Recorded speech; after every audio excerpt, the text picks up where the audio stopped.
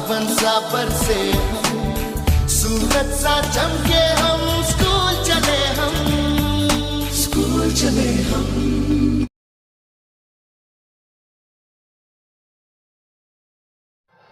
Hello प्यारे बच्चों, class 9, how are you?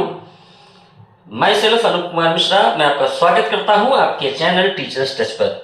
जैसा कि कल हमारा प्रॉमिस था कि आज हम लोग लेकर के आएंगे अपने साइंस का सिलेबस जो हमें क्लास 9 में पढ़ना है। तो प्यारे बच्चों, आप तैयार हैं और आप देख रहे हैं कि हम अपने साइंस के सिलेबस को किस तरीके से होल ईयर में डिस्ट्रीब्यूट करने वाले हैं। और साइंस की बुक एनसीईआरटी की चल रही है। अगर इस चांद की कहीं से सेकेंड हैंड बुक मिल सकती है तो अरेंज कर लीजिएगा, अदरवाइज स्कूल उसको अरेंज करता ही है। तो very very good evening to all of you. शुरू करते हैं टीचर्स टच पर अपने आज का साइंस का सिलेबस। चलिए देखते हैं बच्चों कि साइंस में क्या क्या पढ़ना रहेगा। ओके, आइए देखते हैं। तो ये आपका अपना चैनल टीचर्स टच, इसको जरूर सब्सक्राइब कीजिए क्योंकि आने वाले समय में आपको बहुत सारे क्लासेस भी इस पर मिलने वाले हैं, वो चाहे साइंस के हो चाहे मैथ्स के हो। और अच्छे अच्छे कंसेप्चुअल क्वेश्चंस भी, अच्छे अच्छे कॉन्सेप्ट भी, अच्छी अच्छी अवधारणाएं भी जो आपको स्पष्ट की जाएंगी। चलिए शुरू करते हैं।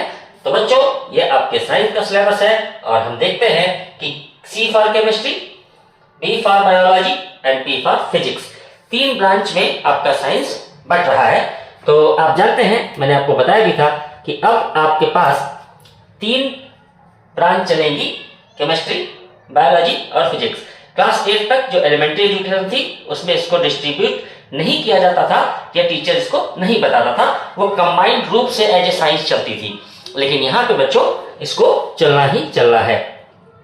ठीक है, तो हम देखते हैं कि हमें क्या क्या पढ़ना है हमारे केमिस्ट्री में और हमारे बायोलॉजी में। तो बच्चों हम लोग बात करते हैं, जैसा कि मैंने कहा कि क्लास 8 तक जो आपका साइंस था वो एक कंबाइंड साइंस चलता था। उसमें सारे टॉपिक्स तो पढ़ाए जाते थे लेकिन उसकी ब्रांचेस अलग अलग नहीं हुई थी। लेकिन अब 9th लेवल पे ब्रांचेस अलग होती हैं। और आप देखें, C for chemistry, B for biology, P for physics. तो बच्चों अप्रैल और मई यानी 1 अप्रैल से 15 मई तक हम लोग क्या पढ़ेंगे? हम लोग केमिस्ट्री में पढ़ेंगे मैटर। एक बड़ा सा चैप्टर है बच्चों, इसको हल्के मत लीजिएगा, ये आपका एक बहुत बड़ा चैप्टर है मैटर। तो केमिस्ट्री में हम लोग मैटर के बारे में पढ़ेंगे। आप जानते हैं कि मैटर क्या होता है? एवरीथिंग, जो कुछ भी इस संसार में है वो इनविजिबल भी हो सकता है और विजिबल तो सब कुछ है ही है। तो ऐसी चीजें वो सारी की सारी मैटर से मिलकर बनी है। मैटर क्या होता है? एटम से मिलकर बना है। इस सब के बारे में हम लोग काफी डिटेल से पढ़ने वाले हैं और बहुत मजा आने वाला है आपको नए नए फैक्ट्स जान करके साइंस का कि ऐसा भी होता है। ओके, चलिए, तो केमिस्ट्री में हमको मैटर पढ़ना है। फिर आते हैं बायोलॉजी पे, इंपॉर्टेंट पार्ट है। और हाँ, जो बच्चे आगे नीट के लिए जाना चाहते हैं यानी मेडिकल लाइन के लिए जाना चाहते हैं, MBBS, BMS, BDS etcetera etcetera etcetera के लिए, डी फार्म, बी फार्म के लिए, तो उन्हें बायो में बहुत ध्यान देना है। 9th 10th 11th 12th अगर बायो आपको याद है, इसका मतलब पूरा कमांड है, तो आपको कोई नहीं रोक सकता है नीट पढ़ने से। ठीक है, चलिए। तो बायोलॉजी में हमें पढ़ना है फंडामेंटल यूनिट ऑफ लाइफ। अब जानते हैं सेल, है ना, छोटे स्तर में बताया ना, फंडामेंटल यूनिट ऑफ लाइफ क्या है? सेल है। तो हम पढ़ेंगे सेल के बारे में। और फिजिक्स में हम लोग पढ़ने वाले हैं मोशन के बारे में। मोशन, हिलना, जुड़ना, चलना, फिरना, दौड़ना, भागना, रुकना। ठीक है, मोशन के बारे में पढ़ने वाले हैं। तो बच्चों अप्रैल और मई में हम ये 3 चैप्टर पढ़ेंगे।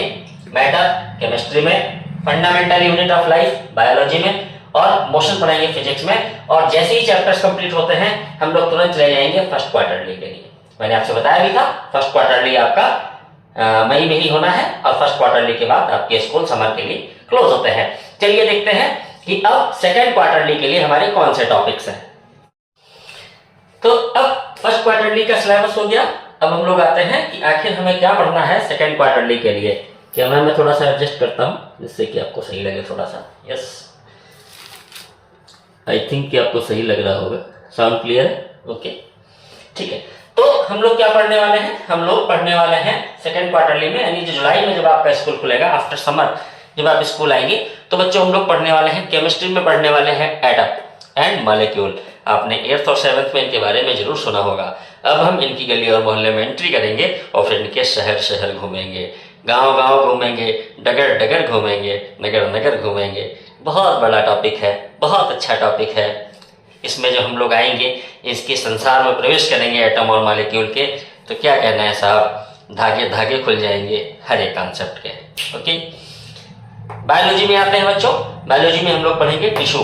जैसे एटम और मॉलिक्यूल केमिस्ट्री में है, ऐसे ही बायो में है आपका टिश्यू, क्योंकि टिश्यू से ही, सेल से टिश्यू, टिश्यू से आर्गन, आर्गन से बॉडी। तो फिर टिश्यू बड़ा चैप्टर होगा, देखने में छोटा लग रहा है लेकिन बड़ा होने वाला है। तो बायोलॉजी में पढ़ने वाले हैं टिश्यू। और physics, one of the most lovely branch of the science my dear. Physics में हम लोग पढ़ने वाले हैं force and law of motion. Motion के भी लॉज होते हैं, पहली बार फिजिक्स में देखने को मिलने वाला है। फोर्स, कितने टाइप का फोर्स होता है, कैसे फोर्स लगता है, कोई बॉडी अगर इस तरीके से रखी हुई है तो इस पर क्या कोई फोर्सेस लग रहे हैं, अगर हम चल रहे हैं तो क्या कोई फोर्सेस लग रहे हैं, अगर हम रुक जा रहे हैं तो क्या कोई फोर्सेस लग रहे हैं, अगर ट्रेन चल रही है तो फोर्स क्या है, ट्रेन रुक गई है तो फोर्स क्या है, कोई चीज सर्कुलर घूम रही है तो फोर्स क्या है, मौत का कुआं में मोटरसाइकिल कार दौड़ रही है तो उसमें कौन से फोर्सेस लगने वाले हैं, आम कैसे टूट के गिर रहा है, डंडा मारने से टूट के गिर रहा है, चद्दर झाड़ रहे हैं तो डस्ट पार्टिकल अलग हो रहे हैं, ये कौन से लॉज हैं, कौन से हैं, मोशन कैसे हो रहा है, इनके बारे में हम लोग फिजिक्स में पढ़ने वाले हैं। तो बच्चों 3 chapter, atom and molecule chemistry में, in biology tissue, in physics force and law of motion we will study. And कहाँ जाने वाले हैं, सेकेंड क्वार्टरली में। सेकेंड क्वार्टरली का एग्जाम आपका होने वाला है जुलाई और अगस्त। ओके, यानी जुलाई अगस्त आपका ये चलेगा, सितंबर फर्स्ट वीक में आपका सेकेंड क्वार्टरली होने वाला है। आइए देखते हैं कि अब हाफरली में हमें कौन से चैप्टर पढ़ने हैं। तो बच्चों अब देखते हैं कि हमारा फर्स्ट क्वार्टरली भी हो गया, सेकेंड क्वार्टरली भी हो गया। अब हम चाहेंगे हाफरली के लिए, हाफरली के लिए तैयारी करेंगे और हाफरली के लिए चैप्टर्स को डिसाइड करेंगे। तो आप देखें कि लगभग सितंबर यानी फर्स्ट वीक ऑफ सितंबर से 10 नवंबर तक हमारी स्टडी होनी है और 10 नवंबर के बाद 7 डेज में आपके हाफरली एग्जाम्स होने हैं। तो देखते हैं कि हाफरली में, हाफरली एग्जाम के पहले हम किन चैप्टर से होके गुजरने वाले हैं। तो केमिस्ट्री में बच्चों हम गुजरने वाले हैं स्ट्रक्चर ऑफ एटम से, है ना। अभी एटम और मॉलिक्यूल आपका इंटरमीडिएट तक, बीएससी एमएससी तक पीछा नहीं छोड़ना जब तक आप केमिस्ट्री पढ़ते हैं, राइट। तो स्ट्रक्चर ऑफ एटम हम लोग पढ़ने वाले हैं। बहुत सारी चीजें, बहुत सारे कॉन्सेप्ट इसमें आएंगे जिसको हम पढ़ेंगे, बहुत सारे रूल्स आएंगे, बहुत सारे केमिस्ट से हमारा इंट्रोडक्शन होगा, बहुत सारे साइंटिस्ट से हमारा इंट्रोडक्शन होगा। हम देखेंगे कि किस तरीके से इन लोगों ने हमारे लिए, हमारी साइंस को कितना इजी बना दिया है, कितना मजेदार बना दिया है कि आपको बहुत मजा आने वाला है कि जब हम स्ट्रक्चर ऑफ एटम पढ़ेंगे ना, कि एटम में क्या क्या है। एक तो एटम इतना छोटा, फिर उसमें से भी बहुत सारे छोटे, फिर उसमें भी बहुत सारे छोटे, और फिर उनसे बन गया इतना बड़ा संसार। ये सब हम लोग पढ़ने वाले हैं स्ट्रक्चर ऑफ एटम केमिस्ट्री में। बायोलॉजी में बच्चों हम लोग पढ़ने वाले हैं डाइवर्सिटी इन ऑर्गेनिज्म। आप जानते हैं कि बायोलॉजी पूरा ऑर्गेनिज्म पर डिपेंड करता है और ये जूलॉजी का पार्ट होगा। तो डाइवर्सिटी किस तरीके से ऑर्गेनिज्म में पाई जाती है, कौन से ऑर्गेनिज्म यूनिसेलुलर होते हैं, मल्टीसेलुलर होते हैं, आप देखते हैं कुछ वाटर में रहते हैं, एक्वाटिक होते हैं, एयरबोर्न होते हैं, आपके प्लेन्स पे रहते हैं। तो मतलब जितनी तरीके की डाइवर्सिटी, यानी डाइवर्सिटी माने डिफरेंटनेस, विभिन्नताएं, जो बहुत सारे प्रकार के ऑर्गेनिज्म पाए जाते हैं ना, तो उनके बारे में हम डिस्कस करने वाले हैं इस चैप्टर में। बात पकड़ में आ रही होगी आपके। उसके बाद फिजिक्स, फिर से अपनी निराली ब्रांच, इसमें हम लोग पढ़ेंगे वर्क एंड एनर्जी। एनर्जी क्या है बच्चों, एनर्जी वर्क के लिए जरूरी है ना, तो वर्क एंड एनर्जी पढ़ेंगे कि वर्क कब होगा, एनर्जी कहाँ खर्चा होगी, एनर्जी के फार्मूले क्या होते हैं, वर्क के फार्मूले क्या होते हैं। अच्छा, वर्क डिफरेंट टाइप से भी होता है ना। जनरेटर से पानी ऊपर जा रहा है, वर्क हो रहा है, समर से पानी ऊपर जा रहा है, वर्क हो रहा है, आपने सूटकेस उठा लिया, वर्क हो रहा है, आप चल रहे हैं, वर्क हो रहा है। एनर्जी इसमें कंज्यूम हो रही है, kinetic energy, potential energy, power, है ना, इसके बारे में लोग पढ़ने वाले हैं। और बच्चों खूबसूरत सा टॉपिक ग्रेविटेशन। ग्रेविटेशन क्या है बच्चों, एक तरीके से न्यूटन के बारे में हम लोग पढ़ेंगे यहाँ पे कि न्यूटन ने किस तरीके से इस लॉ को देने के बाद साइंस में एक क्रांति ला दी थी, एक रिवॉल्यूशन ला दिया था। तो हम लोग ग्रेविटेशन के बारे में भी पढ़ेंगे, ठीक है। तो ये 3-4 चैप्टर पढ़ने के बाद हम लोग जाने वाले हैं हाफरली में, और हाफरली एग्जाम के बाद फिर आगे डिस्कशन होगा कि और कौन से चैप्टर्स में पढ़ने हैं। मेन चैप्टर यहाँ पे हो जाते हैं। अब 1-2 चैप्टर आपके फिजिक्स में बचने वाले हैं और एक आपका ईवीएस का पोर्शन आपके साइंस में दिया हुआ है। अब आप सोचेंगे ईवीएस के पोर्शन में क्या होगा, तो ईवीएस के पोर्शन में बच्चों क्या होगा कि हम बीमार क्यों होते हैं, है ना, हम कैसे हेल्दी रह सकते हैं, हम क्या करें कि हम बीमार ना हो, हमारा एनवायरनमेंट किस तरीके से अच्छा हो, हमारे नेचुरल रिसोर्स कौन से हैं, हमारे फूड के रिसोर्स कौन से हैं।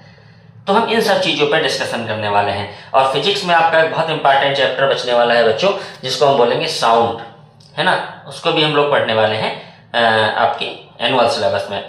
तो एनुअल सिलेबस में 3 से 4 चैप्टर आपके बचेंगे, जिसमें मेनली ईवीएस के चैप्टर होंगे। तो ये आपका साइंस का सिलेबस था। कैसा लगा आपको? अच्छा लगा होगा। अब एक छोटी सी अपील आपसे बच्चों, अभी अपने यहाँ 9th के बच्चे कुछ बहुत आ रहे हैं और कुछ बच्चे जा भी रहे हैं। मैंने देखा था कि कुछ बच्चे डिस्ट्रिक्ट लेवल के स्कूल्स में अपना एडमिशन लेके आ गए हैं, और ये भी मुझे सुनने में आया है कि उन बच्चों का एडमिशन कुछ लोअर क्लास में किया गया है। तो ये ठीक नहीं है। बच्चे यहाँ से 8th पास आउट कर चुके हैं, अब लोअर क्लास में एडमिशन कराने का कोई मतलब नहीं है। तो इस विषय में अगर पेरेंट चाहें तो वो डिस्कशन करने के लिए ऑफिस आ सकते हैं और इस पर डिस्कशन कर सकते हैं। ये बच्चे के लिए, कैरियर के लिए ठीक नहीं होगा, क्योंकि बच्चे का पेन अपार ये सब उसका अलर्ट हो चुका है क्लास 8th का, और अगर वो क्लास 8th करता है तो एक तो उसका 1 साल जाएगा, और 1 साल का मतलब होता है बच्चों कि कम से कम 20 से 25 लाख लड़का आपसे आके निकल गया। तो ये साल बहुत इंपॉर्टेंट होते हैं, इनको नहीं गंवाना है। अगर कोई स्कूल आपसे ऐसा कहता है कि बच्चे को आप बैक करा दें, तो आप कतई ना माने। अगर आप कहीं बाहर भी पढ़ते हैं, वैसे तो मेरी अपील है कि आप अपने स्कूल में पढ़ें, हम लोग पूरी जी जान लड़ा देंगे कि आपको बहुत अच्छा पढ़ाए। लेकिन अगर कोई बाहर जाना ही चाहता है तो वहाँ पे वो बैक ना हो और अपने लिए अच्छा स्कूल सजेस्ट करे, क्योंकि बच्चों डिस्ट्रिक्ट लेवल पे बहुत ज़्यादा खर्चा होने वाला है। तो इसलिए अच्छा स्कूल सजेस्ट करें, अपने आप को जांच लें, परख लें, क्योंकि डिस्ट्रिक्ट लेवल पर जा करके आप 1.5 से 2 लाख 2.5 लाख रुपया खर्च करेंगे, और कहीं उस हिसाब से परसेंटेज आप मार्क्स नहीं रहा या फेल्योर मिल गया तो फिर बहुत बड़ी मुश्किल आने वाली है। तो इसलिए सोच समझ के जाएं, सही से कदम उठाएं। और जो बच्चे यहाँ आ रहे हैं, अभी कुछ ही बच्चे आ रहे हैं, मैं चाहूँगा कि सारे के सारे बच्चे आना शुरू कर दें। मैं नहीं कहता कि पढ़ाई अभी एकदम स्टार्ट हो गई है, पढ़ाई आपकी 1 या 2 अप्रैल से ही कम्प्लीटली शुरू होगी, लेकिन उसके पहले जब आप यहाँ आने लगेंगे तो आप थोड़ा सा हैबिचुअल हो जाएंगे और स्कूलिंग में आ जाएंगे। साइंस की लैंग्वेज में कहें तो स्कूल के रेडार में आ जाएंगे आप, और आप स्कूल की एजुकेशनल फील्ड के रेडार में आ जाएंगे। वो आपके लिए अच्छा रहेगा। बेसिक क्लास बच्चों सुबह मैथ्स के चल रहे हैं, तो उसमें बहुत हल्की फुल्की मैथ्स पढ़ाई जा रही है।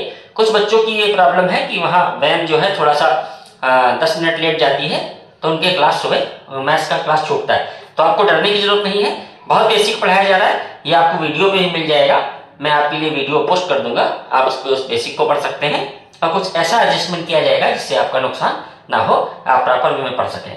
दूसरी बात बच्चों मुझे आपसे एक और कहनी थी।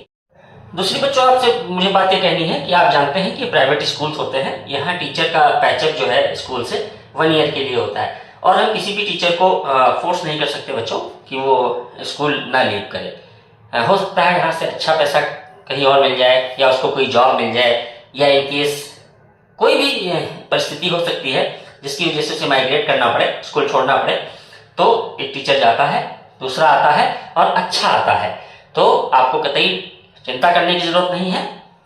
साइंस का टीचर आपके लिए मैं बहुत अच्छा मैंने अरेंज किया है, वो 1 या 2 तारीख से ज्वाइन कर लेंगे। बहुत अच्छे टीचर हैं, उनके कई वीडियोस ग्रुप पे हैं, यूट्यूब पे हैं, आप उसको देखेंगे और जब वो आपको पढ़ाएंगे तो आपको बहुत अच्छा लगने वाला है। SST के बहुत अच्छे टीचर का अरेंजमेंट हो चुका है, वो पहले भी आपके स्कूल में आ चुके हैं, पढ़ा चुके हैं, बहुत अच्छे टीचर SST के हैं।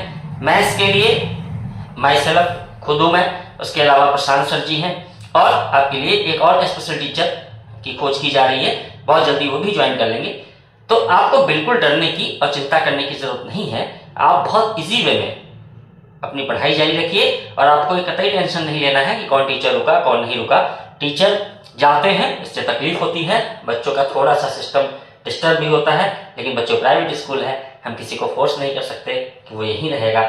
उसको जहाँ अच्छा बहुत ज़्यादा स्टाइपेंड मिल जाता है, सैलरी मिल जाती है, लोग छोड़ देते हैं, और यही प्राइवेट स्कूल की सच्चाई है। लेकिन ये भी सच्चाई है कि जो भी टीचर आपको दिया जाता है वो पूरा खरा दिया जाता है, अच्छा टीचर दिया जाता है, उसे कसौटी पे कस के आपको दिया जाता है। तो इसलिए आप बिल्कुल परेशान ना हो, मैं हूँ, मैं आपका साथ दूंगा, आपसे मेहनत कराऊंगा, और आपको बहुत अच्छे परसेंटेज से 9th और 10th क्लास कराऊंगा, और ईश्वर चाहेगा तो आप इंटर भी अपने ही स्कूल से करेंगे। आपने इस वीडियो को देखा, इसके लिए आपको धन्यवाद। आगे आने वाले समय में आपको डिफरेंट टाइप के वीडियोस और मिलते रहेंगे। कल मैं पेरेंट से बात करूंगा, तो इसलिए पेरेंट भी इस वीडियो को कल जरूर देखेंगे। आज का वीडियो बच्चों के लिए है, कल मैं पेरेंट से बात करूंगा, काफ़ी कुछ डिस्कशन पेरेंट से भी करने हैं। तो कल तक के लिए दीजिए इजाज़त। अनूप मिश्रा को मिलते हैं कल इसी समय। तो देखते रहिए अपने टीचर्स टच को और सब्सक्राइब करते रहिए। Thank you very much. Good bye.